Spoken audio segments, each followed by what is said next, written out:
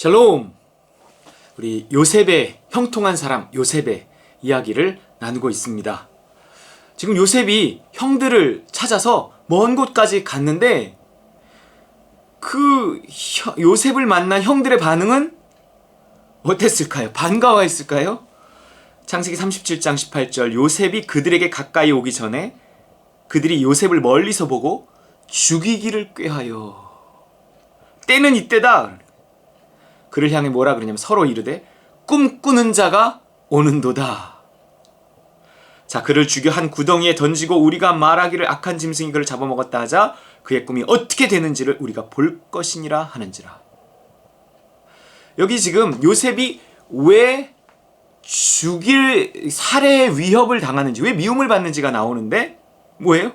꿈꾸는 자이기 때문에 그렇습니다. 믿음이 있는 자이기 때문에 그렇다는 거예요. 우리가 믿음으로 살아가는 길에 이상하게 이런 방해와 미움과 반대와 시련이 있습니다. 왜냐하면 그것은 상식과 거스르기 때문에, 상식을 거스르기 때문에 그래요. 이게 세상 나라에 속해 있는 것이 아니라 하나님의 나라의 질서이기 때문에 이 세상 나라의 질서와 부딪히는 거예요. 보통 우리가 생각하는 상식이 있단 말이에요. 이것은 세상의 질서예요. 근데 무언가 이것을 거스른 다른 믿음이 나에게 와서 내가 믿음에 순종하면 세상의 질서와 이렇게 부딪힐 수밖에 없어. 너는 왜 그러는데? 이러는 거예요. 너만 왜 그러는데? 너만 왜 특별해? 너는 네가 잘났는데? 이렇게 나온다는 거죠. 무언가 남들과 같은 방식으로 생각하고 같은 방식으로 선택하면 당하지 않아도 되는 고난이 믿음으로 선택하는 길에서 있다는 거예요. 넌 왜 상식을 거슬러? 너만 잘났어? 야, 그렇게 해갖고 뭐가 되겠어? 이런다는 거죠. 그러나 소망은 같아요. 모두가 다 행복하기 위한 선택이에요. 근데 행복을 위해서 세상이 선택하는 방법은 머리를 쓰고 계산을 하고 욕심을 내서 자기 생각대로 하는 거예요. 그런데 하나님 나라에 속한 사람이 행복에 이르는 방법은 오직 뭐예요? 믿음이란 말이에요. 그냥 기도하고 믿음이 오는 대로 선택하는 거죠. 그런데 그 믿음이 세상 사람들의 의견과 다를 수 있으니까 이것이 충돌하고 부딪히고, 특별히 이것이 한 식구이고 같은 결정을 해야 되는 상황 속에서 어떤 한 가지 일을 놓고 같은 결정을 해야 되는 상황 속에서 그 결정이 서로 다르면 이게 부딪힐 수밖에 없다는 거예요. 그러면 그 안에서 특별히 힘 있는 자의 어떤 핍박이 오고 이제 시련을 당할 수밖에 없는 거죠. 그렇기 때문에 너희 원수가 집안 식구리라 이렇게 말씀하시는 겁니다. 우리가 잘 생각해야 돼요. 범사에 헤아려 좋은 것을 취해야 합니다. 그 좋은 것이라는 그 기준이 세상과 다르기 때문에 나는 믿음을 좋은 것으로 여긴다는 거예요. 하나님이 좋다 그런 것을 나는 좋은 것으로 여기고 선택하는 사람인데 세상 사람들은 그냥 보이는 것으로 판단해서 계산해서 요거 좋네 라고 생각하면 그것을 좋다고 판단한단 말이에요. 그러니까 우리는 선악의 판단이 세상과 다르기 때문에 세상과 다른 선택을 할 수밖에 없어요. 우리는 범사에 헤아려 하나님의 뜻을 잘 생각해서 좋은 것이라고 여겨지는, 하나님의 뜻이라고 믿음이 오는 것이라고 생각하는 것을 취해야 합니다. 그리고 그것을 선포해야 돼요. 그 길을 가야 돼요. 그것이 꿈꾸는 자입니다. 우리는 기본적으로 그렇게 꿈꾸는 자, 하나님이 주신 비전을 가지고 그 비전을 믿음으로 받아들이고 그 길을 가는 자, 당연히 그 길에 시련과 반대와 미움과 핍박이 있다는 거예요. 여러분, 믿음의 길에 이런 시련이 있다면 우리는 그 시련에 대해서 어떻게 생각해야 될까요? 처음에 내가 믿음으로 했는데 왜 이러지? 내가 믿음으로 이 길을 갔는데 왜 이런 일들이 생기지? 이렇게 생각할 수 있어요. 그러나 그때마다 우리는 다시금 나의 믿음을 떠올릴 수밖에 없습니다. 내가 이것은 믿음으로 한 일이 아닌가? 아니야. 믿음으로 한 거야. 그런데 이런 어려움이 있는 이유는 뭘까? 내 믿음을 더 견고하게 하시려는 거야. 그러면서 그 어떤 상황들과 이렇게 이 반대하는 상황들, 미움받는 상황들, 여러 가지 문제들, 이런 것 속에서 나의 믿음을 다시 점검하고 하나님, 내가 이 길을 가는 이 믿음을 더 견고하게 하여 주옵소서 이렇게 하면서 그 의심들을 이겨내고 나의 믿음을 더 정결하게 하는 겁니다. 더 확실하게 하는 겁니다. 그러면서 그 시련들 속에서 내 믿음이 더 확실해지고 정결해지고 이러는 거예요. 그 믿음이 확실해진다는 것은 뭐냐면 그 믿음을 주신 하나님에게 더 가까이 다가간다는 거예요. 여러분, 하나님을 믿음으로 우리가 하나님에게 가까이 다가간단 말이에요. 근데 그 믿음이라는 것이 우리의 삶 속에 어떤 선택에 있어서 자꾸 믿음을 주시잖아요. 그래서 하나님이 우리의 선택에 있어서 믿음을 가지고 그 길을 갈 때, 근데 술술술술 잘 풀리면 좋은데 이런 반대들이 일어난다는 거예요. 그러나 오히려 이런 반대가 그 하나님 주신 비전과 꿈과 하나님의 뜻을 이루기 위해서 반드시 필요한 과정이다 라고 생각하고 그것을 받아들이고 그 의심들과 싸우고 그러면서 계속 그 길을 가는 것이 나에게 주셨던 그 믿음을 더 견고하고 정결하고 확실하게 만드는 비결이라는 거예요. 그런 믿음을 가지고 우리가 주의 뜻을 따라 끝까지 가면서 우리는 결국 무엇에 이르는가? 그 소망의 성취에 이르는 거예요. 지금 이 요셉의 소망이 무엇이었나요? 그 꿈꾸는 자라고 했을 때 그가 꾸었던 꿈이 뭐였어요? 하나님 주신 비전이었어요. 그 비전이 뭐였어요? 결국 애굽의 국무총리가 되어서 그의 가족들을 구원해내는 꿈이었어요. 이게 아브라함의 복이잖아요. 누군가를 구원해내는 꿈이에요. 여러분, 하나님께서 내가 믿음의 길을 갈 때 그 믿음의 길의 결국이 무엇이냐? 잘 먹고 잘 사는 것이다.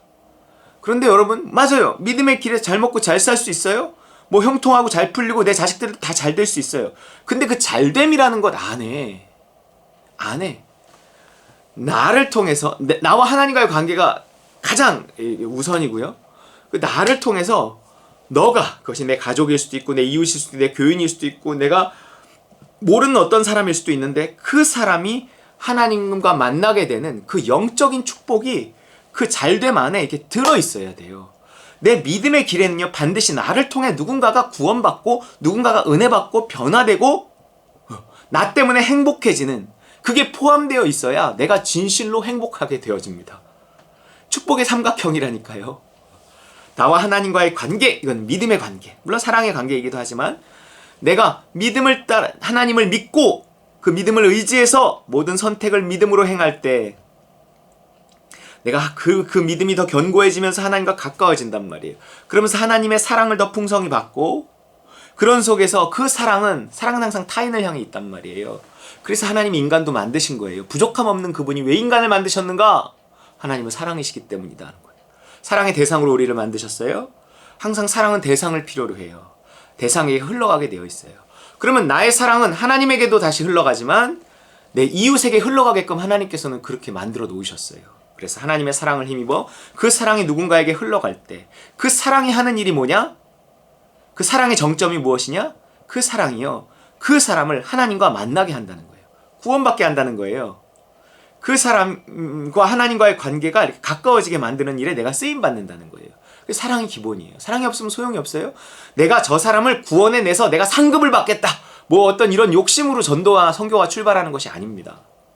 그냥 자연스러운 사랑의 발로 내가 사랑하면 그 사랑하는 대상에 대해서 내가 할 수 있는 가장 큰 일은 그 사람을 하나님과 만나게 해주는 일이에요.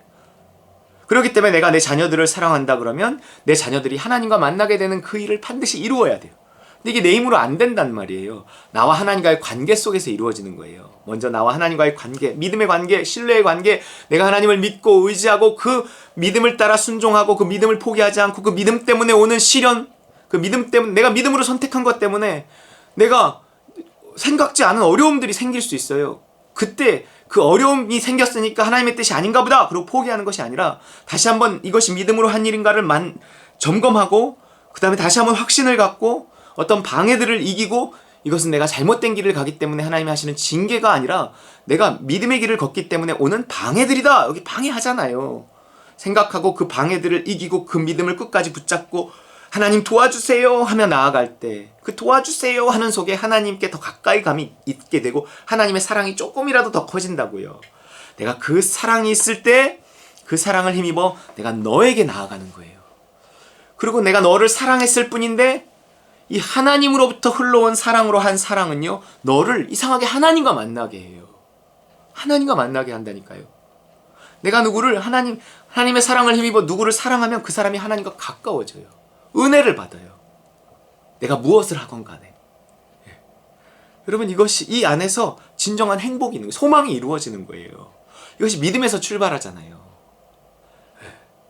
그렇기 때문에 지금 이 요셉의 이 시련, 요셉의 이 환난은 믿는 자가 믿는 자에게, 꿈꾸는 자에게 당연히 천국의 꿈을 꾸고 진정한 행복의 꿈을 꾸고 하나님께 내가 더 가까이 나아가서 그 하나님 안에서 진정한 안식을 얻겠다라고 꿈을 꾸는 그 사람에게, 믿음으로 사는 그 사람에게 있어야 할 과정이라는 것입니다.